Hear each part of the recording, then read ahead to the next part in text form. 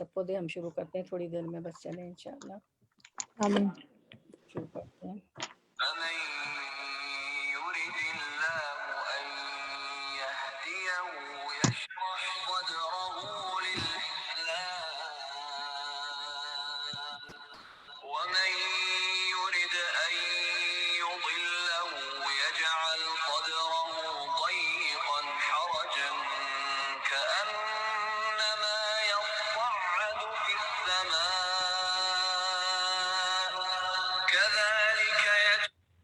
تو ہم لوگ شروع کرتے ہیں. السلام علیکم ورحمۃ اللہ وبرکاتہ. تو ہمارا آج کا ٹاپک ہے اللہ جسے ہدایت دے.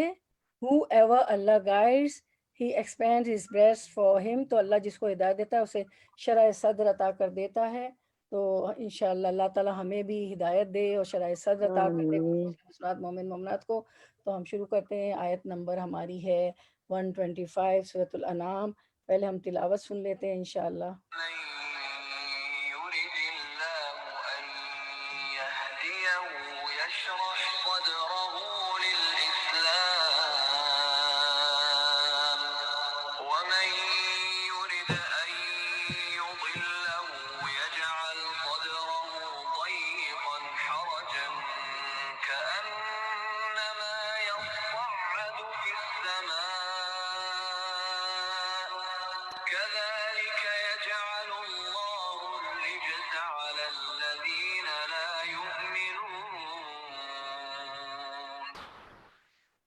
الحمد للہ الذی نحمدہ ونصلی علی رسولہ الکریم.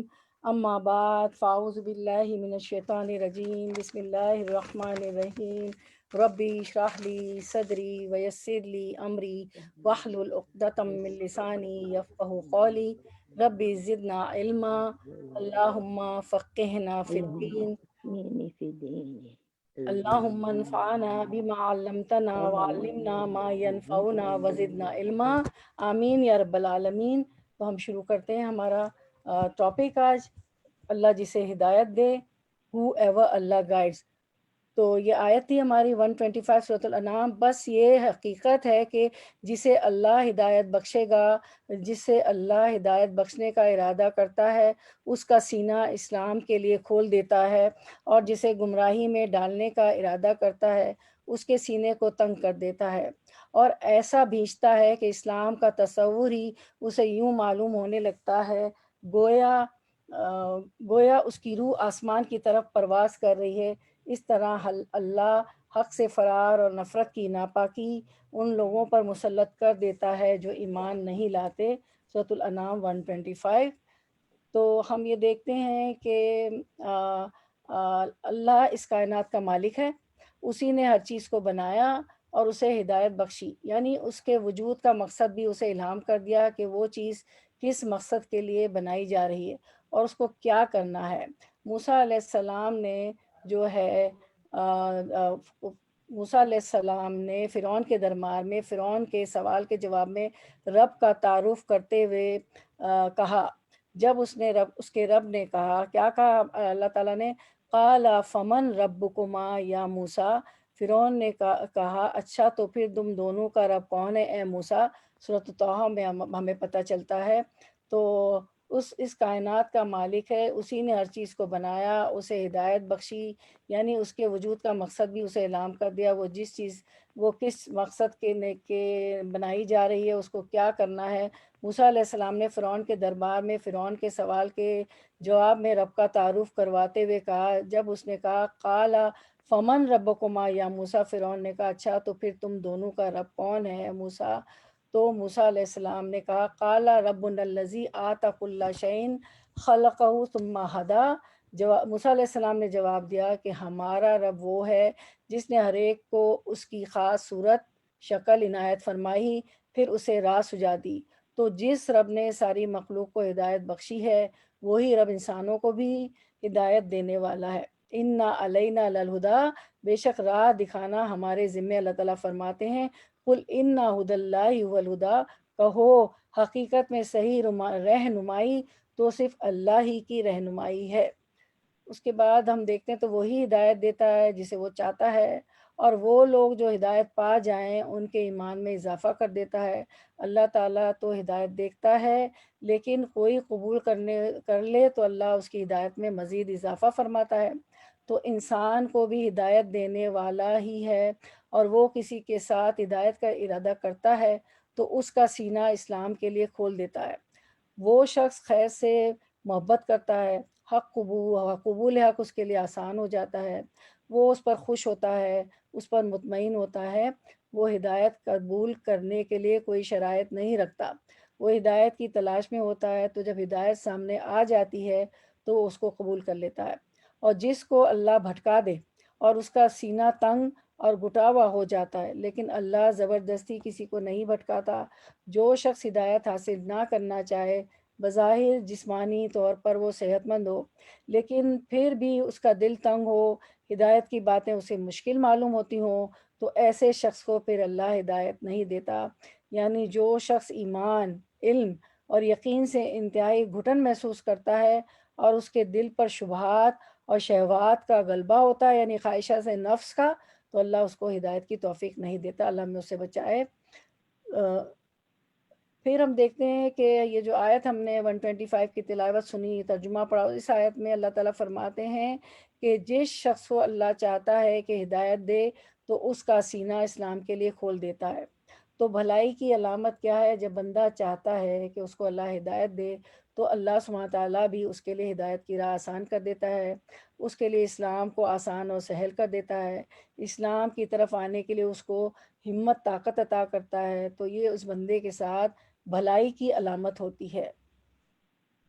ہم دیکھتے ہیں کہ ابن عباس رضی اللہ عنہما فرماتے ہیں کہ فَمَن يُرِدِ اللَّهُ أَن يَهْدِيَهُ يَشْرَحْ صَدْرَهُ لِلْإِسْلَامِ، کہتے ہیں کہ اللہ اس کے دل کو توحید اور ایمان کے لیے کشادہ فرما دیتا ہے۔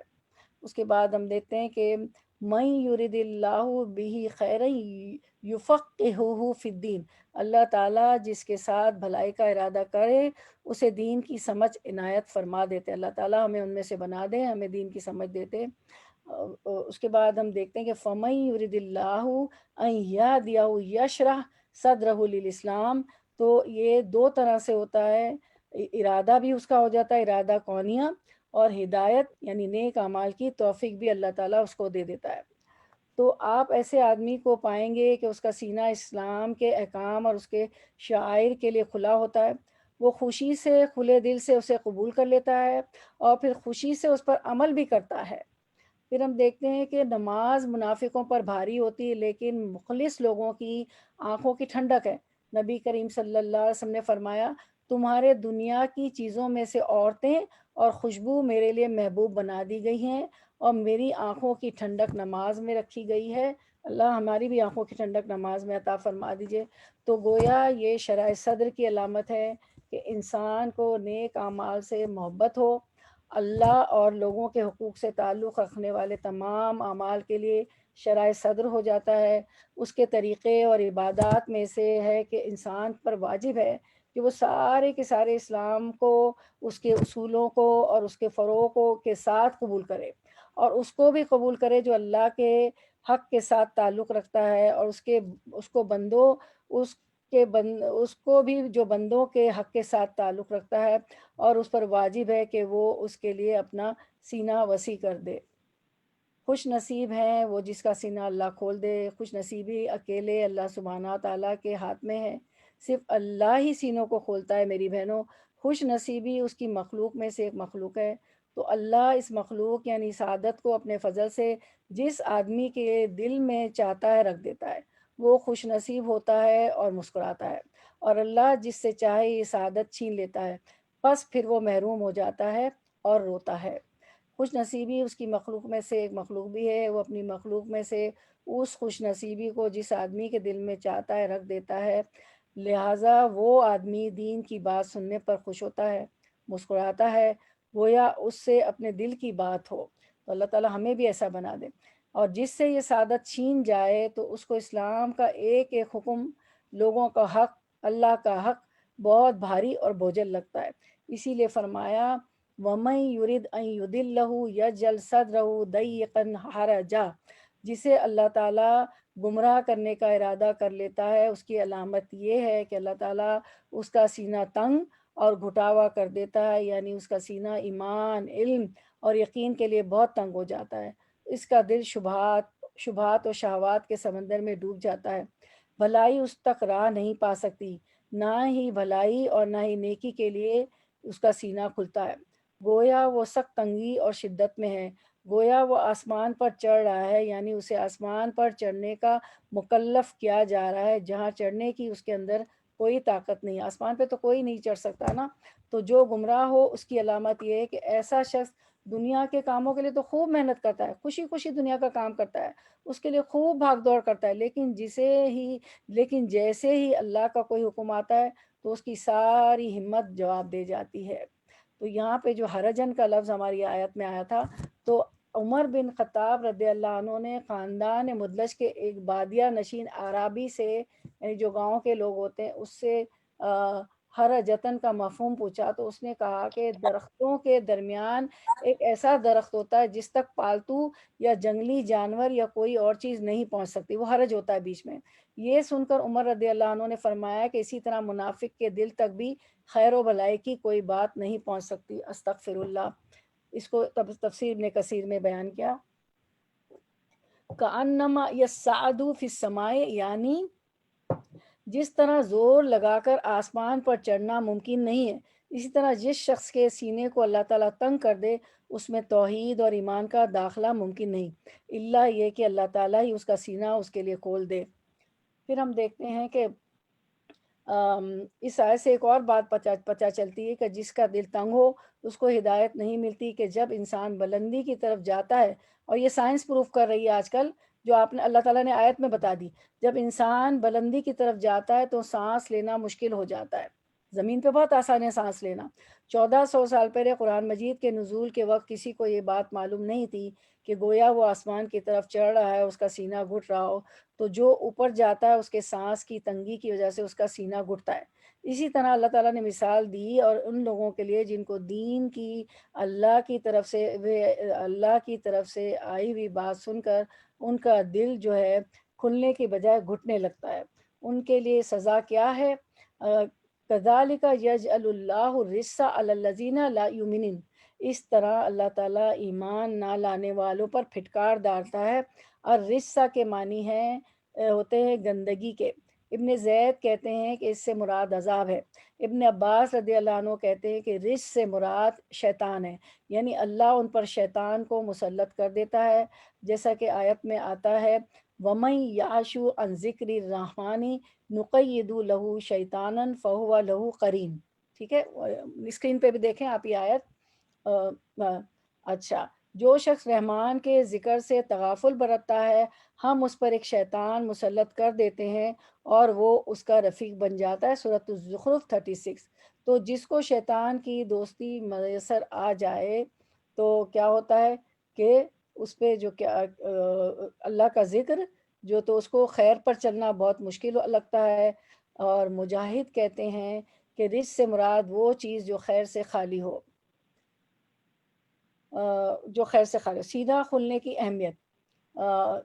سینہ کھلنا بہت ضروری ہوتا ہے، اللہ تعالیٰ جب شرح صدر دیتے ہیں تو اللہ کے احکامات پہ چلنا بہت آسان ہو جاتا ہے، اور دل کو خراب کرنے والی مذموم صفات سے بچنا چاہیے۔ اگر آپ چاہتے ہیں کہ دن بھر آپ کا دن اچھا رہے تو اچھی باتیں سوچیں، اچھی باتیں ہی کریں، ایسے اخلاق جو دل کو سخت کر دیتے ہیں ان سے پناہ مانگنی چاہیے۔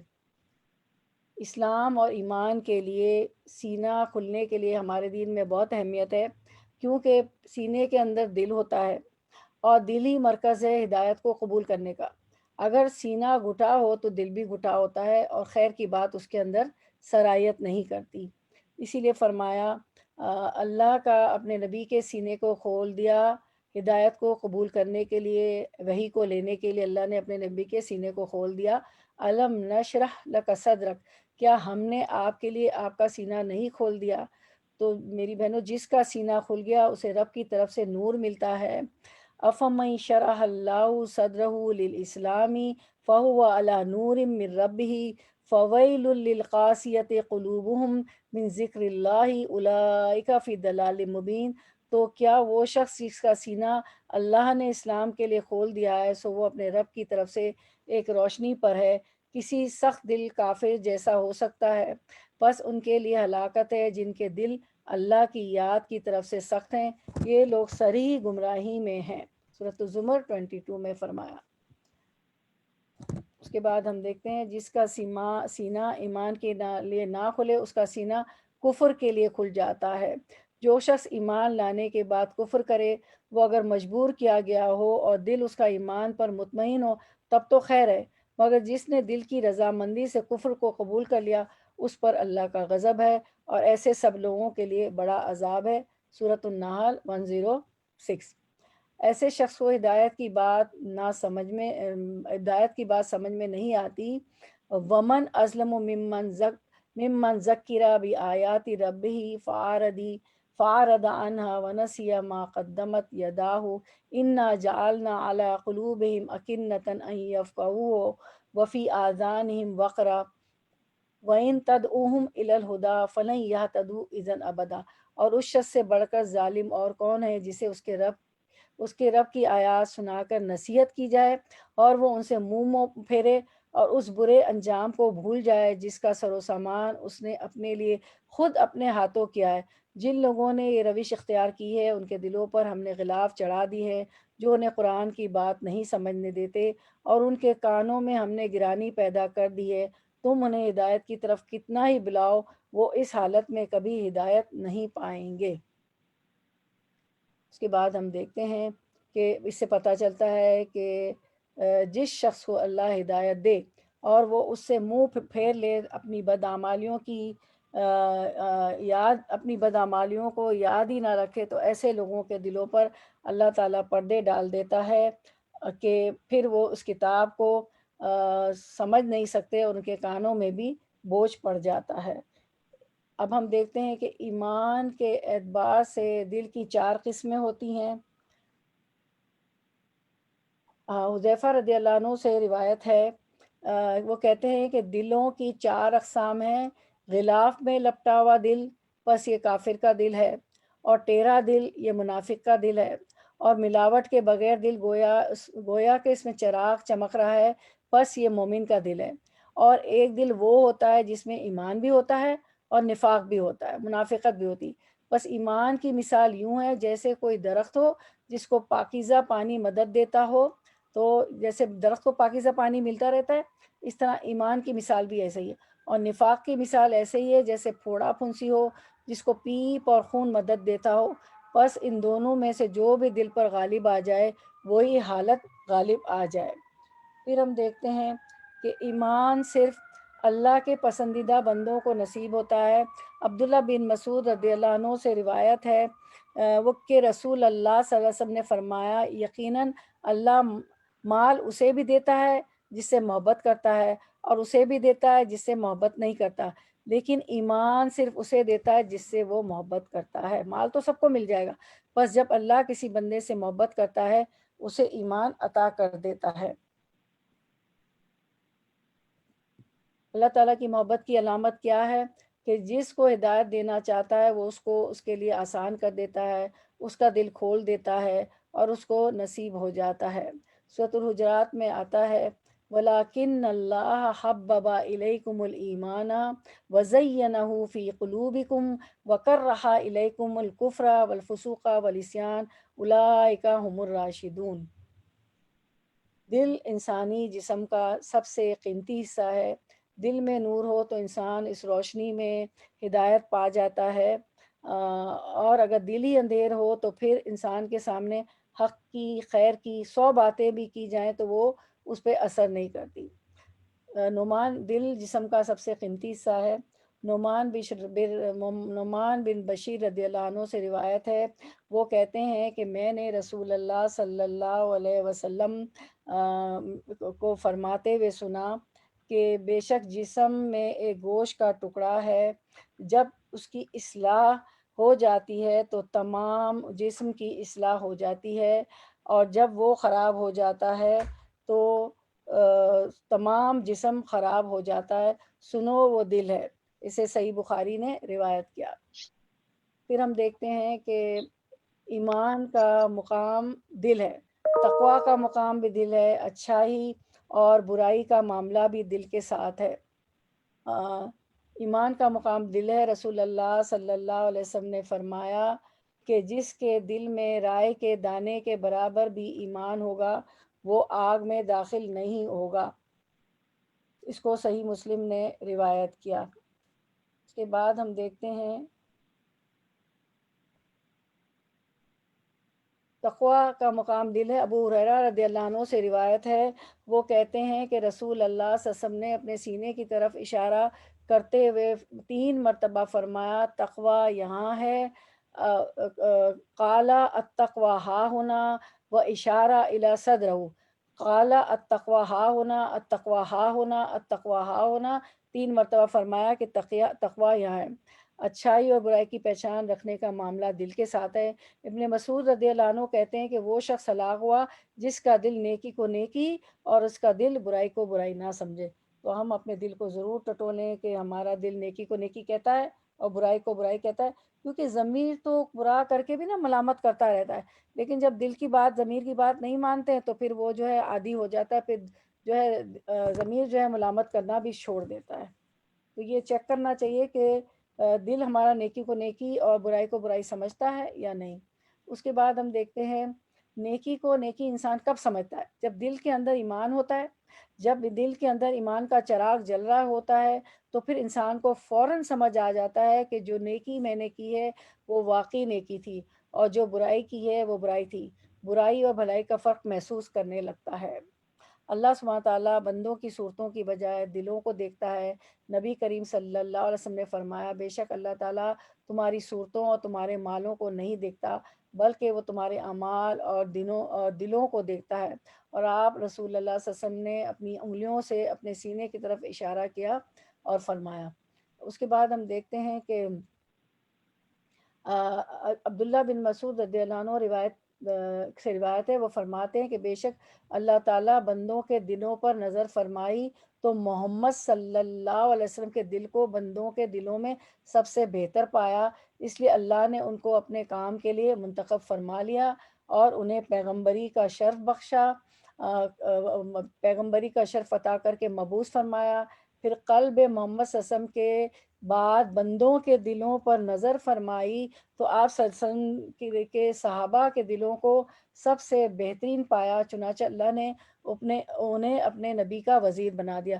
جبھی تو کہا ہے نا اللہ تعالیٰ نے صحابہ کرام اجمعین کے لیے رضی اللہ عنہ ورضوا عنہم، کہ اللہ ان سے راضی اور وہ اللہ سے راضی، کیونکہ ان کی قربانیاں بھی بہت تھیں نا، انہیں بہت قربانیاں دی۔ اس کے بعد ہم دیکھتے ہیں کہ بندوں کے دل اللہ کے ہاتھ میں ہیں، اس پہ یہ دعا بھی ہے۔ رسول اللہ صلی اللہ علیہ وسلم نے فرمایا بے شک تمام بنی آدم کے دل رحمان کی انگلیوں میں ہے، وہ انگلیوں کے درمیان ایک دل کی طرح ہے، وہ اسے پھیر دیتا ہے جہاں وہ چاہتا ہے۔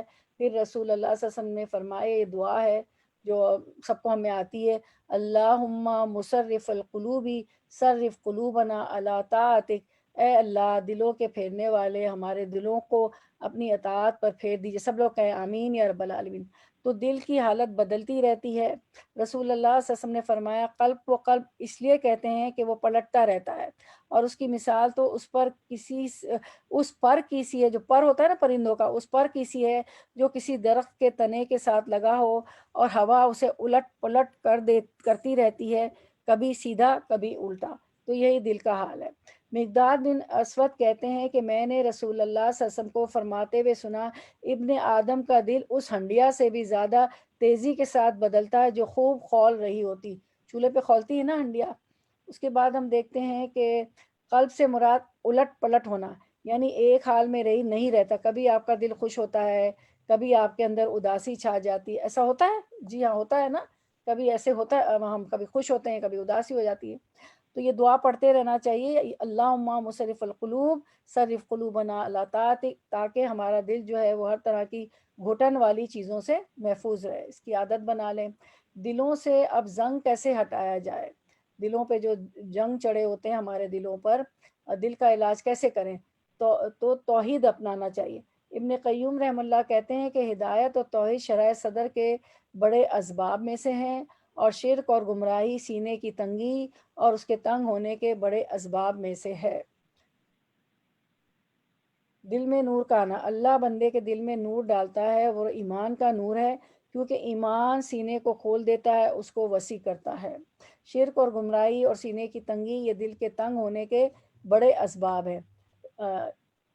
ایمان کے نور سے سینے کا کھلنا، اور ان اسباب میں سے ایک سبب وہ نور ہے جو اللہ بندے کے دل میں ڈالتا ہے، وہ ایمان کا نور ہے۔ اللہ زیننا بزینۃ الایمان، اے اللہ ہمارے دلوں کو مزین کر دیجئے ایمان کے نور سے، کیونکہ ایمان کا نور سینے کو کھول دیتا ہے اور اس کو وسیع کر دیتا ہے اور دل کو راحت پہنچاتا ہے۔ بس جب بندے کے دل سے یہ نور کھو جاتا ہے تو اس کا سینہ تنگ پڑ جاتا ہے اور رک جاتا ہے، اور اس کا دل انتہائی تنگ اور مشکل ترین قید خانہ بن جاتا ہے۔ اس کے بعد دیکھتے ہیں ہم ایمان سے دل کو ہدایت ملتی ہے۔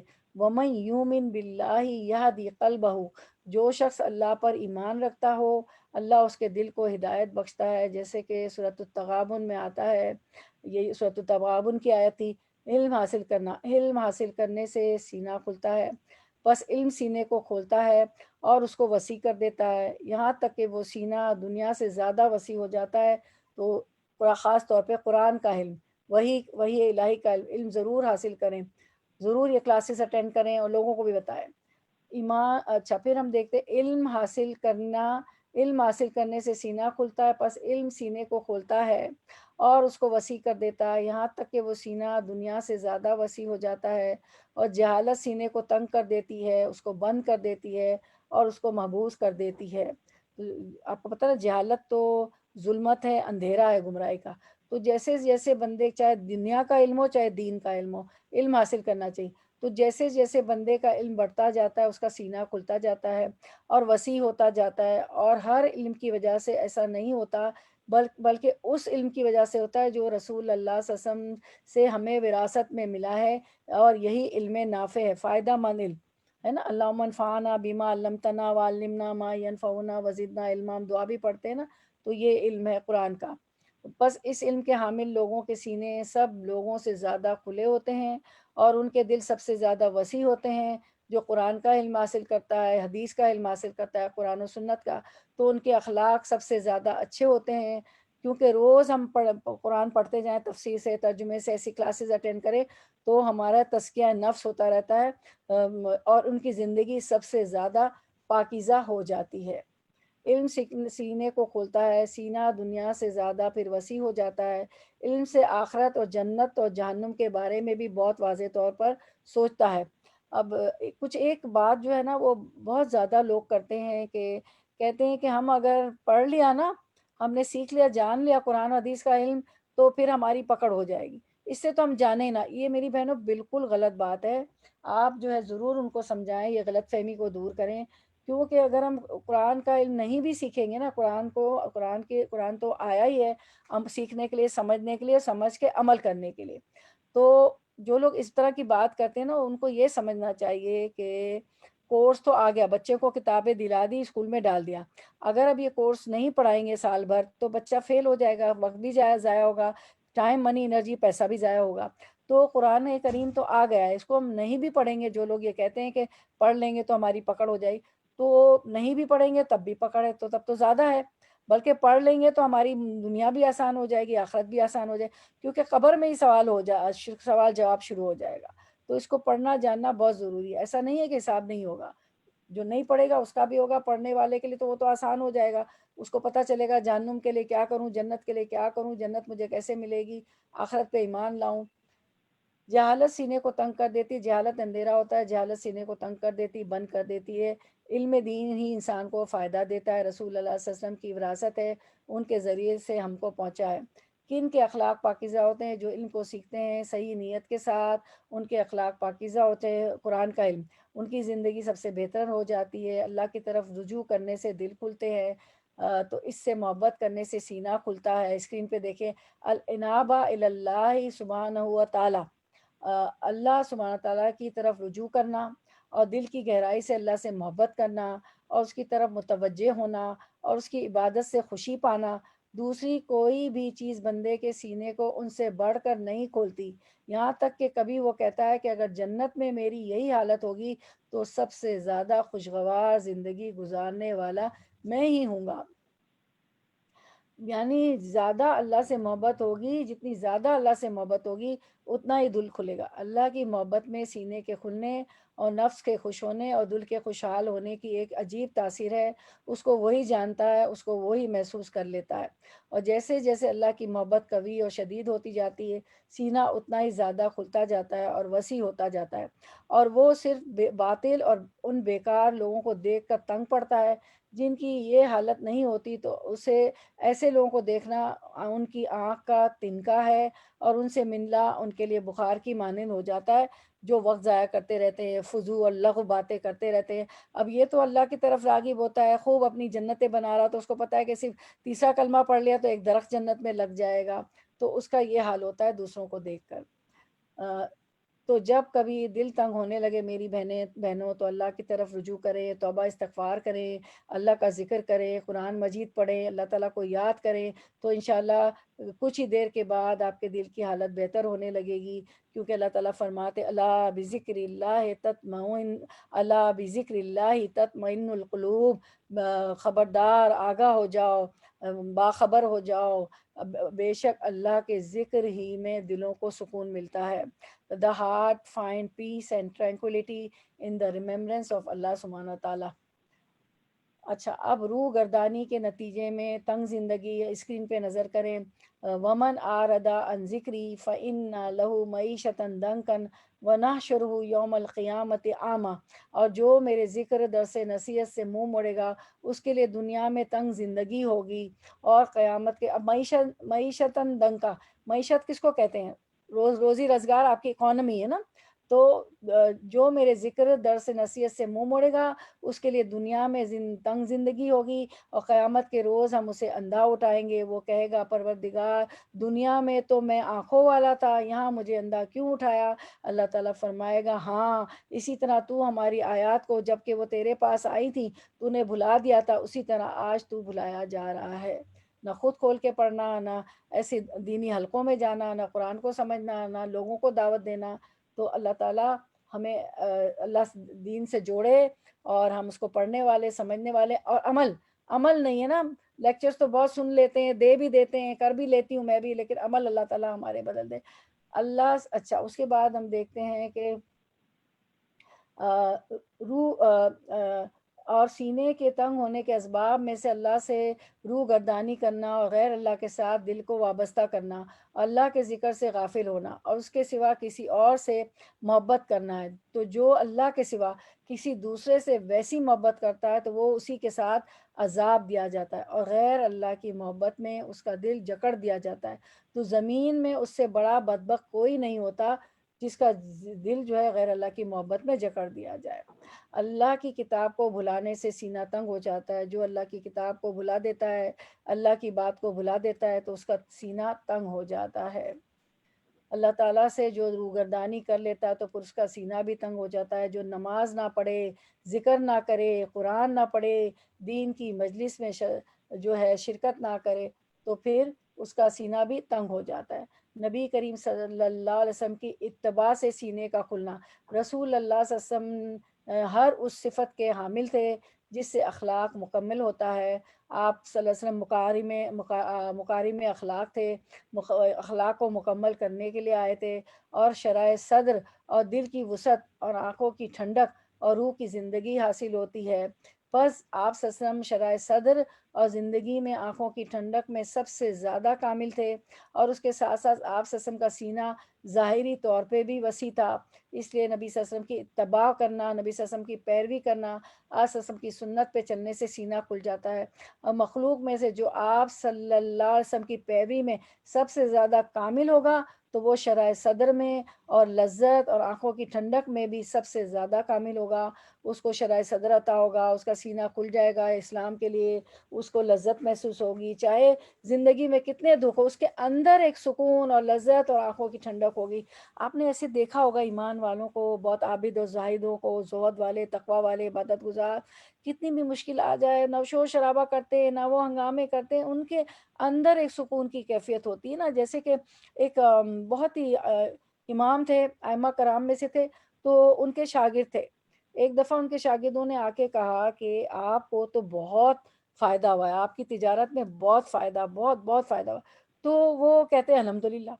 پھر ایک دفعہ ان کے شاگرد آ کے کہتے ہیں کہ آپ کو بہت نقصان ہوا، اتنا نقصان ہوا کہ اس کا ازالہ آپ نہیں کر سکتے، تو وہ کہتے ہیں الحمدللہ۔ تو شاگردوں نے پوچھا کہ جب آپ کو خوشخبری سنائی گئی کہ بہت منافع، بہت پروفٹ ہوا، تب بھی آپ سکون پہ تھے، صبر سے آپ نے کہا الحمدللہ۔ تو انہوں نے کہا اور جب آپ کو نقصان بتایا گیا تب بھی کہا آپ نے الحمدللہ۔ تو انہوں نے کہا میں اپنے دل کو ٹٹول رہا تھا کہ وہ ہر حال میں اللہ کا شکر گزار ہے، الحمدللہ کہتا ہے۔ تو یہ اس کی کیفیت ہو جاتی ہے کہ اس کی آنکھوں میں ٹھنڈک ہوتی ہے، دل میں شرح صدر ہوا ہوتا ہے، لذت ہوتی ہے۔ تو اور مخلوق میں سے جو آپ صلی اللہ علیہ وسلم کی پیروی سب سے کامل، زیادہ زیادہ کامل ہوگا تو وہ شرح صدر میں لذت اور آنکھوں کی ٹھنڈک میں سب سے زیادہ کامل ہوگا۔ تو اللہ تعالیٰ آپ صلی اللہ علیہ وسلم کی پیروی میں کامل ہونا چاہیے، مکمل طور پہ پیروی کرنا چاہیے۔ ادخلوا فی السلم کافہ، پورا کے پورا دین میں داخل ہونا ہے۔ اور بندہ آپ صلی اللہ علیہ وسلم کی پیروی کے مطابق ہی اپنے شرح صدر کو پا سکتا ہے۔ پھر اپنے اندر شجاعت پیدا کرنے سے سینہ کھلتا ہے۔ جو شخص بہادر ہوتا ہے وہ کھلے سینے والا ہوتا ہے، اس کا باطن وسیع ہوتا ہے، اس کا دل کھلا ہوتا ہے، اور بزدل کا سینہ سب سے زیادہ تنگ ہوتا ہے۔ مومن بزدل اور ڈرپوک نہیں ہوتا، اور اس کا دل سب سے زیادہ بند ہوتا ہے۔ وہ نہیں ڈرتا کہ کوئی مجھے مار ڈالے گا، چھپکلی سے بھی ڈر رہا ہے، مچھر سے بھی ڈر رہا ہے، کاکروچ سے بھی ڈر رہا ہے، مکھی سے بھی اس کو پتا تھا موت آنی ہوگی تو کیسی بھی آئے۔ نمرود کی موت ناک میں مچھر گھس جانے سے آ گئی، تو وہ ایک چھوٹا سا کیڑا بھی مجھے مار دے گا اگر اللہ نے لکھا ہوگا۔ تو مومن کبھی نہیں ڈرتا۔ اور بزدل کا سینہ سب سے زیادہ تنگ ہوتا ہے، اس کا دل سب سے زیادہ بند ہوتا ہے، نہ اس کے لیے کوئی خوشی ہوتی ہے، نہ ہی مسرت، کیونکہ وہ ڈر ہی رہتا ہے ہر وقت، اور نہ ہی اس کے لیے کوئی لذت ہوتی ہے۔ اس کے لیے صرف وہی نعمتیں ہوتی ہیں جو کہ مویشی جانوروں کے لیے ہوتی ہے، کھانا پینا اور سیکس بس۔ باقی مومن تو ہوتا ہے ہر چیز میں اس کو لذت اور آنکھوں کی ٹھنڈک ملتی۔ لیکن جہاں تک روح کی خوشی اور اس کی لذت اور اس کی نعمتیں اور اس کی رونقیں ہیں تو وہ ہر بزدل کے لیے حرام ہوتی ہیں، جیسا کہ وہ ہر بخیل کے لیے حرام ہو جاتی۔ بخیل جو کنجوسی کرتے رہتا ہے، مال کو خرچ نہیں کرتا، اس کا بھی یہی آتا ہے۔ مخلوق سے احسان کرنے سے سینے کا کھلنا، مخلوق کے ساتھ احسان کرنا اور جس قدر ممکن ہو مال، منصب اور جسم کے ذریعے اور احسان کی مختلف اقسام کے ذریعے ان کو فائدہ پہنچائے۔ کوئی اپنا ہنر سکھا سکتی ہے اپنے ہاتھوں پیروں سے، اپنے تو وہ سکھا دے، اپنی کچھ پڑھا سکتی ہیں، کوئی جان و مال سے کچھ کھانے پکا کے، کوئی بیمار ہے کسی طرح بھی آپ احسان اس پہ کر سکتے۔ احسان ہوتا ہے حق سے زیادہ دینا، جو اس کا حق ہے اس سے بھی زیادہ دینا۔ تو اللہ تعالیٰ بھی محسنوں سے، احسان کرنے والوں سے پیار کرتے۔ بس فراغ دل احسان کرنے والے کا دل سب سے زیادہ کھلا ہوتا ہے، اور انسان کا نفس سب سے زیادہ پاک، اور اس کا دل اور اس کا نفس سب سے زیادہ پاک، اور اس کا دل سب سے زیادہ خوشحال ہوتا ہے۔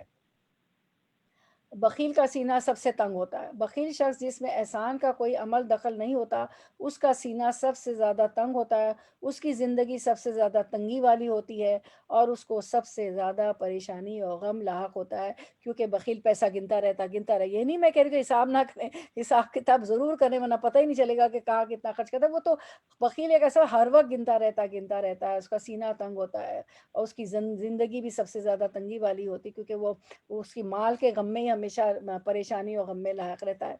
اس کے بعد ہم دیکھتے ہیں کہ بخل کرنے والے کی مثال۔ ابو ہریرہ رضی اللہ عنہ سے روایت ہے کہ انہوں نے رسول اللہ صلی اللہ علیہ وسلم کو یہ فرماتے ہوئے سنا کہ بخیل اور خرچ کرنے والے کی مثال ایسے دو آدمیوں کی سی ہے جن کے بدن پر لوہے کے دو کرتے ہوں، ان کے سینے سے ان کی ہنسلی تک لوہے کے دو کرتے ہوں۔ جب خرچ کرنے والا خرچ کرتا ہے تو اس کے تمام جسم کو وہ کرتا چھپا لیتا ہے، یا اس کے تمام جسم پر وہ پھیل جاتا ہے، اور اس کی انگلیاں تک اس میں چھپ جاتی ہے، اور چلنے میں اس کا پاؤں کا نشان مٹ جاتا ہے۔ لیکن بخیل جب بھی خرچ کرنے کا ارادہ کرتا ہے تو اس کرتے کا ہر حلقہ اپنی جگہ سے چمٹ جاتا ہے۔ بخیل اسے کشادہ کرنے کی کوشش کرتا ہے، کھینچتا رہتا ہے، لیکن وہ کشادہ نہیں ہو پاتا۔ دل کو خراب کرنے والی مذموم صفات سے بچنا۔ اسکرین پہ ان الابرار لفی نعیم، یقیناً نیک لوگ، اسکرین پہ توجہ مبذول فرمائے، آیات دیکھیے۔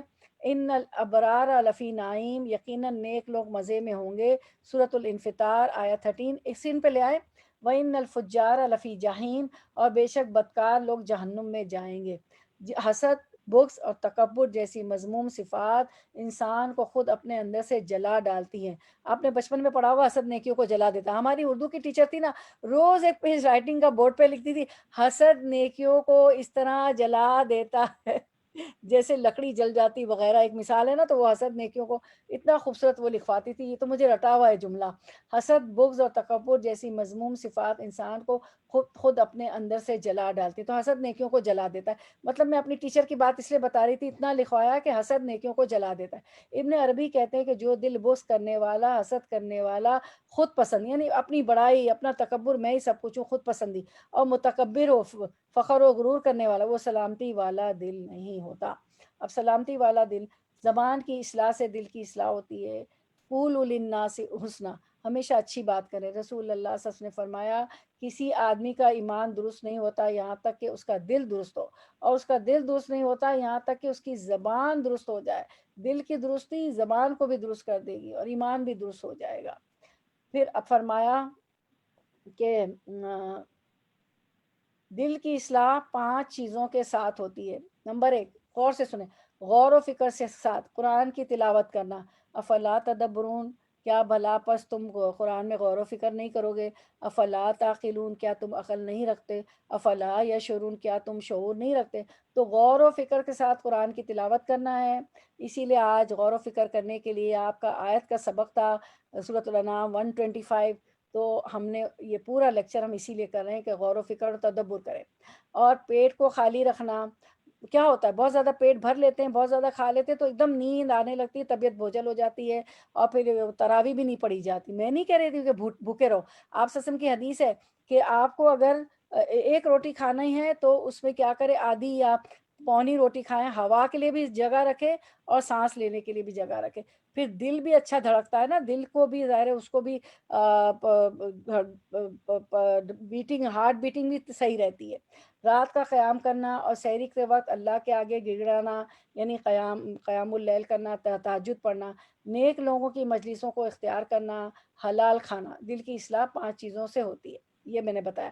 دل کو بگاڑنے والے 5 امور، لوگوں سے زیادہ گھل مل کر رہنا، بہت زیادہ سوشلائزیشن، بالکل سوشلائزیشن کریں، لیکن اتنا نہیں کہ ہر وقت سوشلائز پھر کیا ہوگا، غیبتیں ہوں گی، اور پتہ نہیں کسی کی غیبت، کسی کے متعلق کچھ، غیبت نہیں بھی کرنا چاہ رہی ہیں تو مروت میں کسی نے غیبت کی تو سر ہلا دیا جائے گا۔ بہت زیادہ لوگوں سے گھل مل کر رہنا، خواہش پرستی، خواہش کے پیچھے چلنا، ہوائے نفس نے جو کہہ دیا کرنا، نہ سوچنا نہ سننا کہ اللہ کے رسول قرآن و حدیث کیا کہہ رہا ہے، اس میں حرام بھی کر لینا، اللہ کے غیر سے دلی تعلق رکھنا، زیادہ کھانا، زیادہ سونا، 8-9 گھنٹے سے زیادہ سونا تو کیا ہے، کیا مردہ ہو گئے؟ موت کیا ہوتی؟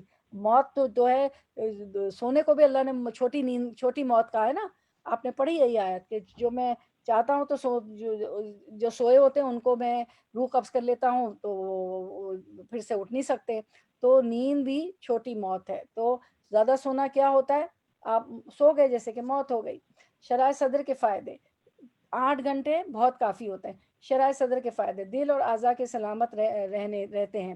جس کا سینہ سلامتی والا ہو اور اس کا دل خراب ارادوں سے اور برے گمانوں سے پاک ہو تو اس کی زبان، اس کے اعضاء ہر برے عمل سے پاک ہو جاتے ہیں۔ نیکی اور اطاعت کے کاموں میں اس کو راحت ملتی ہے، کم عمل اور زیادہ اجر مل جاتا ہے۔ خیر اور شر کی پہچان ملنا، ابن تیمیہ کہتے ہیں کہ پس سلامتی والا قابل تعریف دل وہ ہوتا ہے جو خیر کا ارادہ کرے اور شر کا ارادہ نہ کرے۔ سلامتی والا دل ہو جائے گا کیا، خیر کا ارادہ کرے اور کبھی برائی کا ارادہ نہ کرے، کوئی کتنا ہی ہم سے کچھ برائی کر لے۔ دعوت دین کے لیے شرح صدر کی ضرورت ہوتی ہے، تو آپ اسکرین پہ ربی اشرح لی صدری آیت دیکھیں، قال ربی اشرح لی صدری ویسر لی امری واحلل عقدۃ من لسانی یفقہوا قولی۔ موسیٰ علیہ السلام نے عرض کیا پروردگار میرا سینہ کھول دے اور میرے کام کو میرے لیے آسان کر دے، میری زبان کی گرہ سلجھا دے تاکہ لوگ میری بات سمجھ سکے۔ تو جب بھی آپ کو دعویٰ کا کام کرنا ہو، دین کا علم پہنچانا ہو، تو ضرور یہ دعا پڑھ کے شروع کریں۔ ویسے بھی گھر میں بھی کوئی آپ کی بات نہیں سننا چاہتا ہے، سمجھنا چاہتا ہوتا ہے تو یہ ضرور یہ دعا پڑھے، ٹھیک ہے؟ یہ دعا پڑھ کے میں نے دیکھا ہے، آزمایا ہے، ظاہر ہے اللہ تعالیٰ کی بتائی ہوئی تو ساری تعلیمات، سارا دین، سارا علم، ساری دعائیں ہمارے فائدے کی ہے، تو ضرور لوگ آپ کی بات سنیں گے۔ دعوت دین کا کام ہو یا ویسے بھی آپ گھر میں بھی کچھ سمجھانا چاہتی ہوں تو ضرور یہ دعا پڑھیں دل میں۔ اچھا، انسان کے دل کی حالت کے مطابق قبر میں اس کے ساتھ معاملہ ہونا، پس بندے کا قبر میں خوشی اور عذاب اور قید ہونے اور آزاد ہونے وہی حال ہوگا جو سینے میں دل کا حال ہوگا۔ مومن کی قبر وسیع ہوگی، قیامت کے دن سلامت دل والے کے لیے نجات ہوگی۔ یوم لا ینفع مال والبنون الا من اتی اللہ بقلب سلیم، جبکہ نہ مال کوئی فائدہ دے گا نہ اولاد، بجز اس کے کو کوئی شخص قلب سلیم لیے ہوئے اللہ کے حضور حاضر ہو۔ ابھی قلب سلیم کی آپ نے ڈیفینیشن پڑھی تھی کہ اس میں نیکی کا ارادہ ہو، برائی کا ارادہ نہ ہو، شر کا ارادہ نہ ہو۔ یہ آیت دیکھیں، کیلیگرافی اس کی کتنی اچھی ہے، ذرا اوپر کر کے دکھائیں۔ یوم لا ینفع مال ولا بنون، کہ یوم لا ینفع مال ولا بنون، جبکہ نہ مال کوئی فائدہ دے گا نہ اولاد، ٹھیک ہے۔ تو یہ آیت کو بھی آپ اچھی طرح، جتنی دعائیں آیتیں گزری اسکرین شاٹ آپ لیتی جا رہی ہیں ماشاءاللہ، سب کو ہوم ورک ہے، یاد کریں کہ 125 کی تفسیر میں ہم اتنا کچھ پڑھ رہے ہیں۔ انسان کے دل کی حالت کے مطابق، یہ آپ نے پڑھ لیا، قبر میں وہ ہوگا اس کا انجام، دل سے غل نکالنے کی دعا، کیونکہ اللہ تعالیٰ پل صراط پار کروانے کے بعد ہمیں کنترا سے گزاریں گے اور پھر جنت میں داخل کریں گے، کہ کسی کے خلاف بھی غل ہوگا، بغض ہوگا، حسد کینہ جلن ہوگا تو پاک کر کے ہم جنت میں تو پاک صاف لوگ جائیں گے۔ تو دل سے غل نکالنے کی دعا، کسی کے خلاف بھی غل ہو، بغض ہو، تو اس کو یہ دعا بہت پڑھا کرے۔ سورۃ الحشر کی آیت نمبر 10 ہے، ربنا اغفر لنا ولاخواننا الذین سبقونا بالایمان ولا تجعل فی قلوبنا غلا للذین آمنوا ربنا انک رؤوف رحیم۔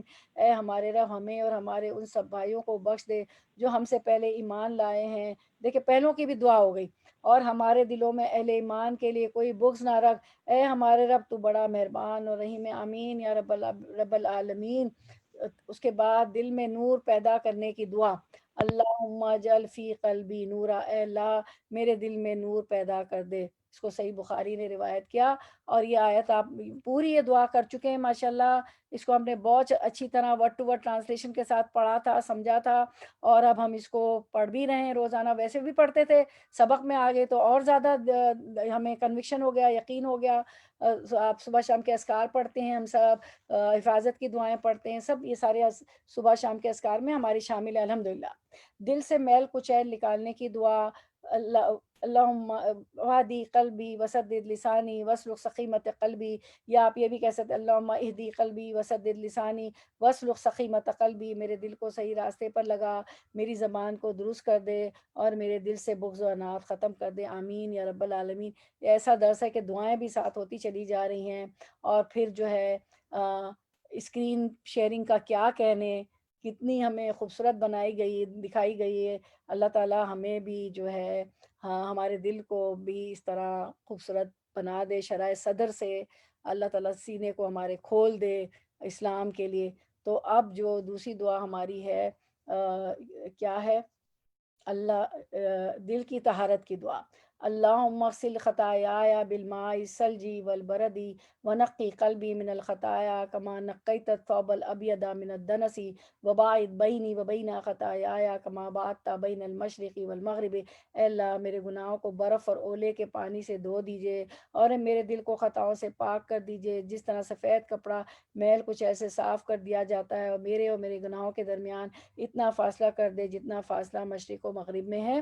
اچھا، یہ تو دل کی طہارت کی دعا ہے، لیکن یہی دعا کچھ سینٹنس اوپر نیچے ہو جاتے ہیں، آپ کی ثنا میں بھی پڑھ سکتے ہیں۔ وہ ایسی ہے، اللہم باعد بین، نیچے والی لائن جو ہے نا، اللہم ثنا جو ہم پڑھتے ہیں نا، تکبیر تحریمہ کا ہی، نماز کے لیے کھڑے ہوئے تکبیر تحریمہ کا ہی اللہ اکبر، اس کے بعد سبحانک اللہم بحمدک جو آپ پڑھتی ہیں نا، اس کے بجائے یہ ثنا کی دعا بھی ہے، وہ ایسے ہے تھوڑا سا ورڈز جو ہے سینٹنس اوپر نیچے، میں بتا دوں، اللہم باعد بینی و بین خطایایا کما باعدت بین المشرق والمغرب، اللہم اغسل خطایایا بالماء والثلج والبرد ونقی قلبی من الخطایا کما نقیت الثوب الابیض من الدنس، اللہم باعد بینی و بین خطایایا کما باعدت بین المشرق والمغرب، اللہم اغسل خطایایا بالماء والثلج والبرد ونقی الخطایا کما نقیت الثوب الابیض من الدنس۔ کچھ اس سے ملتی جلتی دعا ہے، تو چلیں وہ ہم نیکسٹ ٹائم آپ کو پوری دکھا دیں گے انشاءاللہ۔ تو وہ ثنا میں بھی پڑھتے ہیں، اللہ سے سلامت دل کا سوال، وَاسْأَلُكَ قَلْبًا سَلِيمًا، میں تجھ سے قلب سلیم کا سوال کرتا ہوں، ٹھیک ہے۔ اس کے بعد ہم دیکھتے ہیں کرنے کے کام، اب کرنا کیا ہے ہمیں، پھر ہم اینڈ کرتے ہیں اسلام کے دین ہونے پر راضی ہو جائیں، رضیت باللہ ربا وبالاسلام دینا وبمحمد نبی وبمحمد رسول النبی صلی اللہ علیہ وسلم۔ رسول اللہ صلی اللہ علیہ وسلم نے فرمایا جو شخص کہے رضیت باللہ ربا وبالاسلام دینا وبمحمد رسول النبی صلی اللہ علیہ وسلم، میں اللہ کے رب ہونے، اسلام کے دین ہونے اور محمد صلی اللہ علیہ وسلم کے رسول ہونے پر راضی ہوا تو جنت اس کے لیے واجب ہو گئی۔ اب آپ دیکھیں اللہ تعالیٰ نے ہماری عمریں کم ہے تو چھوٹی چھوٹی دعائیں اور ایسے ایسے اذکار ہے اور ایسی ایسی عبادات ہے، رمضان کی جو آخری عشرے کی عبادت وغیرہ، کہ ہمارے لیے اجر اور ثواب بہت لکھ دیے۔ صرف کیا ہے، حلوہ بنا ہوا تیار ہے، سب چیز بنی بنائی، صرف اٹھانا ہے، اٹھا کے پڑھنا ہے، کتابیں بھی موجود ہیں، انٹرنیٹ پہ بھی سب کچھ ہے، ٹھیک ہے، تو اس کو ضرور پڑھا کریں۔ پھر ہم دیکھتے ہیں کہ اللہ اور اس کے رسول جو بھی فیصلہ کریں اس کو ماننے میں تنگی نہ پائیں، اللہ اور اس کے رسول کے احکامات کو خوش دلی سے قبول کریں، دل کی خوشی کے ساتھ اللہ کے احکامات بجا لائیں، عبادت کے لیے خود کو فارغ کریں، عبادات میں خوشی محسوس کریں، کیونکہ ایک حدیث مبارکہ بھی ہے، دا جسٹ آف دا حدیث، کہ جو دنیا میں لگ جاتا ہے میری عبادت نہیں کرتا تو پھر میں اس کو اسی میں مصروف کر دیتا ہوں، اور میری عبادت میں لگ جاؤ گے، کچھ اس طرح کا مفہوم ہے اللہ کی، ہم عبادت میں لگ جائیں گے نا تو دنیا کے کام بھی آسان ہو جائیں گے۔ ہم نمازوں کو ٹالتے رہتے ہیں اور دنیا کے کام دنیا، آپ پہلے نماز پڑھیں اور پہلے صبح کے اذکار کریں، پھر آپ دیکھیں کہ کتنا برکت ہوتی ہے اور کتنے کام آسان، اور جو ہے بہت خوشی و خضوع سے پڑھیں اور خوشی محسوس کریں، عبادت کے لیے خود کو فارغ کریں، عبادت میں خوشی محسوس کریں تو دنیا کے کام اتنے آسان ہو جائیں گے۔ عبداللہ بن محمد بن حنفیہ سے روایت ہے کہ وہ کہتے ہیں میں اور میرے والد انصاریوں میں ہمارے سسرالیوں، سنیں یہ بہت اچھا واقعہ ہے، سسرالیوں کے ہاں کسی کی عیادت کے لیے گئے تو نماز کا وقت ہو گیا، تو اس نے اپنے گھر والوں میں سے کسی کو کہا اے لڑکی میرے لیے وضو کا پانی لاؤ، شاید میں نماز پڑھ لوں تو راحت پاؤں۔ کیا کہتے وہ، شاید میں نماز پڑھ لوں تو راحت پاؤں، کہتے تو ہم نے ان کا یہ جملہ پسند نہ کیا۔ کیا جملہ تھا کہ وضو کا پانی لاؤ شاید میں نماز پڑھ لوں تو راحت پاؤں؟ تو انہوں نے کہا میں نے رسول اللہ صلی اللہ علیہ وسلم کو سنا ہے کہ آپ صلی اللہ علیہ وسلم فرماتے تھے اے بلال اٹھو ہمیں نماز کے ساتھ راحت پہنچاؤ، تو ہماری نمازیں ایسی ہو جائے رسول اللہ صلی اللہ علیہ وسلم کی طرح کہ اے بلال اے بلال اٹھو ہمیں نماز کے ساتھ راحت پہنچاؤ، یعنی کہ اے بلال اذان دو اور تو ہم نماز پڑھیں اور نماز کے ساتھ ہمیں راحت ملے۔ میرے لیے بھی اللہ تعالیٰ سب کے لیے، ہم سب کے لیے سینے کی ہدایت کے لیے قرآن کو تھام کر رکھیں، ابھی آپ سب پڑھتے ہیں وہ شفاء لما فی الصدور، اللہ تعالیٰ نے فرمایا کہ قرآن میں تو شفا ہے دلوں کی، اپنے ایمان کی تجدید کرتے رہیں، نئی نئی صورتیں یاد کریں، نئی نئی رکوع قومہ سجدے کی دعائیں یاد کرتے رہیں، کیونکہ بائی ڈیفالٹ ایک ہی چیز پڑھتے رہتے ہیں تو وہ ہمیں پھر توجہ ہٹ جاتی ہے اور وہ زبان سے وہی نکلتا ہے، تو نئی نئی چھوٹی چھوٹی صورتیں، بڑی صورتوں کی آیات تلاوت روز کرتی ہیں تو کچھ نہ کچھ 3 آیات بہت کافی ہیں ایک رکعت میں نا، اس سے زیادہ پڑھ لیں تو بہت اچھا ہے، اگر نئی نئی بڑی صورتوں سے آیات یاد کرتی تو 3 تو یاد کر لیں، وہ نیک لوگوں کے ساتھ وقت گزارے، دل کو غیر اخلاقی برائیوں سے پاک کرے، دل کو چمکانے کے لیے کثرت سے استغفار کرے، برتنوں کو کیسے سمجھاتے، ڈیکوریشن پیس کو کیسے چمکاتے، ہر ماہ 3 دن کے روزے رکھیں، ایام بیت کے 13 14 15، پیر جمعرات کے روزے رکھیں، نعمتوں پر شکر گزار ہوں، سبحان اللہ و بحمدہ عدد خلقہ و رضا نفسہ و زینت عرشہ و مداد کلماتہ، اور گناہوں پر استغفار کرتے رہیں، استغفر اللہ الذی لا الہ الا هو الحی القیوم واتوب الیہ، کوئی بھی استغفار آتا ہو، اور شکر و شکرانے کا تو پورا کارڈ آپ کے پاس ہے، وہ اس میں سے بہت ساری شکرانے کی دعائیں وہ پڑھتی رہے، اور کوئی بھی شکرانے کی دعا سبحان اللہ وبحمدہ عدد خلقہ والی پڑھ لے، کچھ بھی پڑھ لے، اللہ تعالیٰ ہمیں عمل کی توفیق عطا فرمائے، آمین۔ اس کے بعد ہم اس کو کنکلوڈ کرتے ہیں، ساری دعائیں بھی ہماری ہو گئی، اللہ تعالیٰ ہمیں توفیق عطا فرمائے، جو کچھ ہم نے پڑھا سنا، حالانکہ ہم نے 10 منٹ ایک بہن کی ہم نے کوشش کی کہ وہ آ جائیں زرینہ بہن، پھر بھی اللہ تعالیٰ نے ہمارے وقت میں برکت دی، وقت ختم دیا، وآخر دعوانا ان الحمد للہ رب العالمین، سبحانک اللہم و بحمدک اشہد ان لا الہ الا انت استغفرک واتوب الیک، بارک اللہ فی علمک و عملک و رزقکم و اوقاتکم و اہلکم و مالکم، آمین یا رب العالمین۔ اللہ تعالیٰ ہم سب کے علم میں، عمر میں، روزی میں، اولاد میں، اہل و عیال میں برکت دے، اور ہمیں شرح صدر عطا فرمائے، ہدایت کے لیے ہمارا سینہ کھول دے، اور قرآن و سنت پہ ہم عمل کرنے والے بن جائیں۔ جو کچھ ہم نے پڑھا اور سنا اس پہ ہم عمل کریں. کل مسلم مسلمات مومن مومنات ہمارے بچے شوہر ذریت ہم سب کے لیے دعا ہے. آمین یا رب العالمین. السلام علیکم ورحمۃ اللہ وبرکاتہ. سبحان اللہ وبحمدہ سبحان اللہ العظیم. زیادہ سے زیادہ جزاکم اللہ خیرن کثیرن کثیرا. زیادہ سے زیادہ بہنوں کو بتایا کریں کہ اب آیا کریں. انشاءاللہ اب ہمارا کل نہیں پرسوں درس ہوگا انشاءاللہ.